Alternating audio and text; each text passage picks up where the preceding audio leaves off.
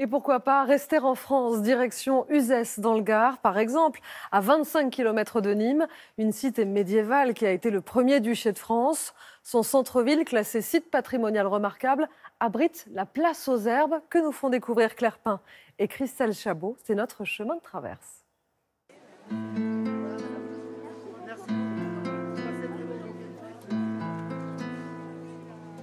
Son nom est indissociable de son marché.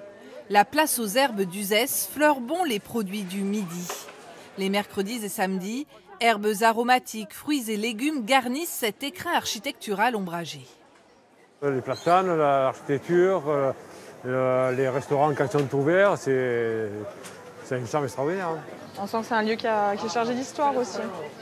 Moi, elle m'a beaucoup conquise. Dès l'arrivée, ça a été vraiment une explosion, un bonheur. Crémeux. Bernard Couder est une figure incontournable de la place. Je vais vous faire goûter le sec, c'est un délice. Doyen des exposants, Directement dans la garrigue. il vend ici ses fromages de chèvre depuis plus d'un demi-siècle. Et à 80 ans, il savoure encore la beauté du lieu. C'est un peu la magie, quoi. Hein. On arrive ici, on est dans un autre pays ici. Les platanes, les cigales qui vont chanter d'ici 2 mois, l'ambiance, les touristes, ça vient de bon cœur.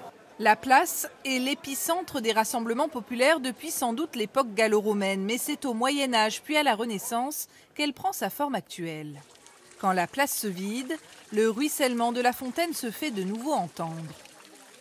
Ce bassin en fonte trône là depuis 1854. Il est situé à proximité d'un bâtiment aujourd'hui disparu qu'on appelait au XVIIe siècle le poids du roi. Le poids du roi, en fait, c'est un instrument de référence qui permettait de mesurer et peser toutes les marchandises pour éviter les escroqueries éventuelles.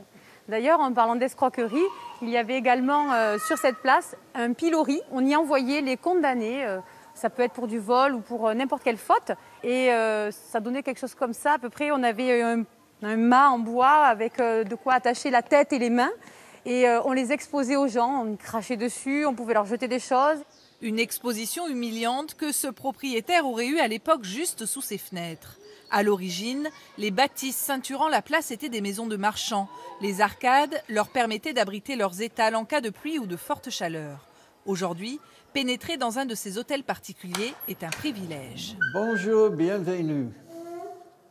Howard Hellman est américain. Il est tombé amoureux d'Uzès et de sa place lors d'une promenade.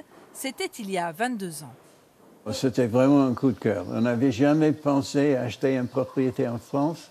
Il y a une pancarte qui disait à vendre et c'était toute l'histoire.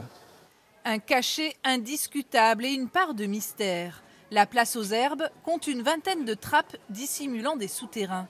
Sur des centaines de mètres carrés, ces caves éclairent le passé de la ville. Uzès est construit sur un rocher et toutes les maisons ont ces caves qui ont servi de carrière de pierre. On voit très bien les traces d'extraction avec les outils. Et ces pierres, une fois extraites, ont permis de construire les maisons, de les monter en élévation.